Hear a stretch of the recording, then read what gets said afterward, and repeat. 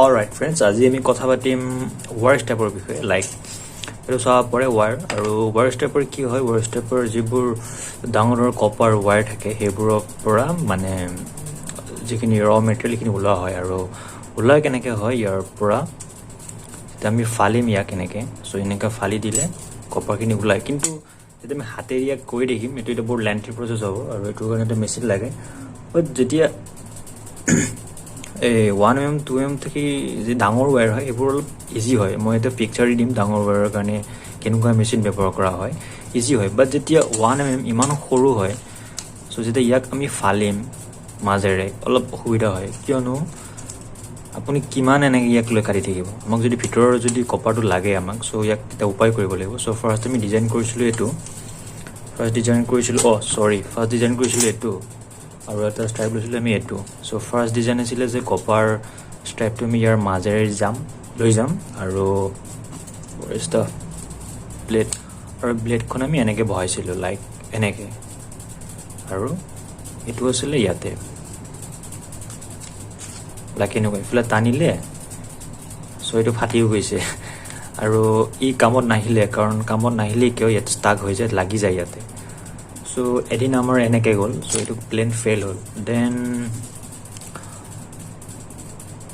কি হ'ল যে আমি যে কাগজ কাটো যেতিয়া কাগজখন এনেকৈ লওঁ আপুনি চাব পাৰিছে মই দেখাই আছোঁ জুম কৰি দেখাম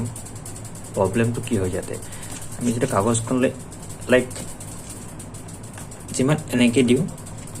সো ভালকৈ কাটা জনে চাব পাৰে এইটো ৰাফ হৈ গৈছে যেতিয়া আমি 150 বা 160 ডিগ্ৰী সিধাকে টানো লাইক ই বঢ়িয়াকৈ কাটা গৈছে সো ঠিক ইয়াৰ লগত এটোৱে প্ৰব্লেম হৈ আছিল আমি কি কৰিলো ইয়াক আমি ইয়াক কৰি দিলো যেটো ডিজাইন কৰিছিলো আমি ৰিডিজাইন কৰিলো আৰু ব্লেডখন আমি এনেকৈ দিয়া আৰম্ভ কৰিলো আৰু হেতুৰ কাৰণে আমাক এটো বস্তু বনাইছো আমি উডেন আপুনি চাব পাৰে এটো আমি নিজে এটো ক্ৰাফট কৰিছো আৰু ইয়াতে আমি এটা এংগল দিছো 45 ডিগ্ৰী বা যিমান ডিগ্ৰী দিয়ে বাট এটো কাৰণে দিয়া হৈছে সো এখানে টেনশন ক্ৰিয়েট কৰিব লাগে আৰু টেনশন ক্ৰিয়েট কৰিব লাগে আমাক ব্লেড থাকিব ইয়াতে লাইক মই দেখাই আছো এটো সো আমাৰ ব্লেডখন যাব ইয়াতে আৰু ইয়াতে নাট যাব আৰু ইয়াতে লাইক আধা যেটো আমাৰ ওয়্যাৰ আছিল হে ওয়্যাৰটো ইয়াতে যাব ইফালৰ পৰা এনেকৈ আৰু আধা ই কাটা যাব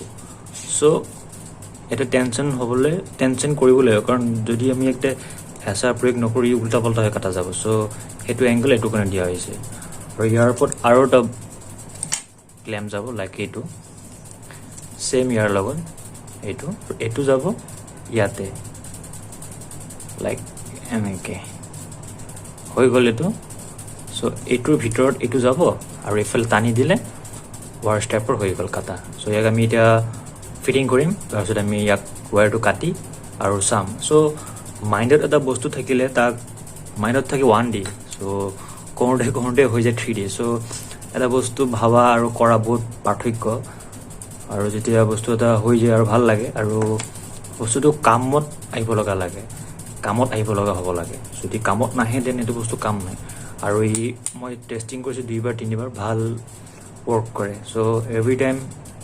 perfect cut so দেখাই আছো ইয়াৰ মই work efficiency so side out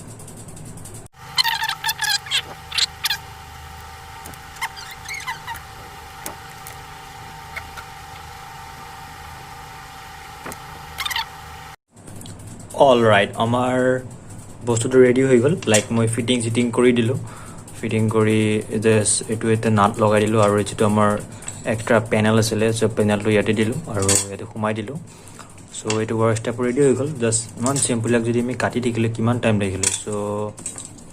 আমি এটা ইফালে টানিম আৰু এই ধুনীয়াকৈ ফালি যাব আৰু আমি কপাৰখিনি ওলাব পাৰিম সো টানা হয় পুৰা পাৰফেক্ট এভৰি টাইম পাৰফেক্ট মই দেখাই আছো কেনেকৈ ওয়্যাৰখিনি ওলাব পাৰো আৰু এক কাট মই দেখাই জুম কৰি দেখাই দি আছো আৰু কাটটো কিমান পাৰফেক্ট হৈছে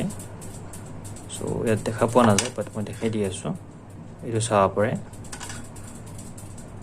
এইটো কাটিছেই সো গোটেইখিনি ওলাই লওঁ তাৰপিছত আমি ইয়াক ভালকৈ অলৰাইট ভালকৈ আকৌ আমি ওলাম সো গোটেইখিনি আমি কাটি লওঁ এতিয়া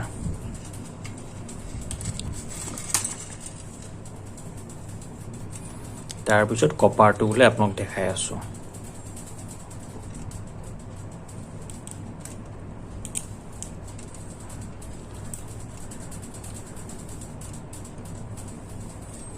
সো কাটা হৈ গ'ল এতিয়া আমি ইয়াৰ পৰা কপাৰখিনি ওলাম সো মই আগতে কৈছিলোঁ বহুত ৱৰ্ক পেজখিনি দেখাম বুলি সো ফ'কাছ য়েছ ইয়াৰ পৰা আমি কপাৰটো এতিয়া ওলাম ফাৰ্ষ্ট টাইম অলপ এইখিনি কাটি ল'ব লাগিব আমি ওলোৱা নাছিলোঁ কাৰণ টানা খাইছিলে সো য়েছ এইটো ওলাই গ'ল এতিয়া আমি য'ৰ পৰা এৰিছিলে লাইক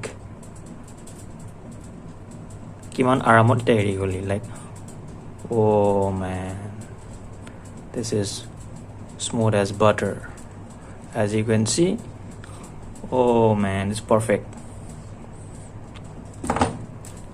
so আমি পাই গ'লো আমাৰ কপাৰ so যিমান ডাঙৰ হয় সিমান সহজ কিন্তু সৰু বস্তুত কাম কৰি বহুত অসুবিধা so এইটো এটা ভাল এটা বস্তু আছিলে মই ভাবিলোঁ যে ভিডিঅ' কৰি দেখাওঁ আৰু আপোনাৰ যদি কিবা এনেকুৱা ক্ৰিয়েটিভ আছে মোক দিয়ক ময়ো চাব পাৰিম এণ্ড কমেণ্ট বক্সত লিংক দিয়ক সো আজিলৈ ইমানে আশা কৰোঁ ভাল পালে চাই চবেই ভালে থাকক সুখত থাকক